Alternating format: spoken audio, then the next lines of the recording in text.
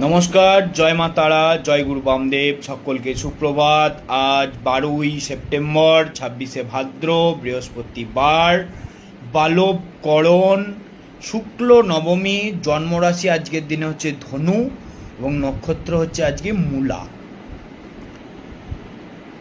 আজ বলবো নজর দোষ আপনি কিভাবে কাটাবেন।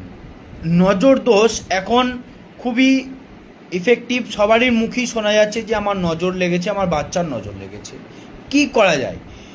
এই নজর লাগলে, নজর দোষ হলে, কোনো বাচ্চা হলে সে খাচ্ছে না, ঘুমাচ্ছে না, একটু বড় বয়সে হলে সে পড়াশুনো করছে না, তার মাথা উল্টো পাল্টা হয়ে যাচ্ছে, ব্যবসা বাণিজ্য যারা করছেন তাদের নজর দোষ লাগছে, ব্যবসা বাণিজ্য ঠিকঠাক চলছে না।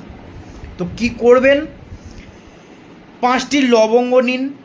5টি লবঙ্গ নিয়ে যার নজর দোষ লেগেছে আপনি বুঝতে পারছেন, তার মাথায়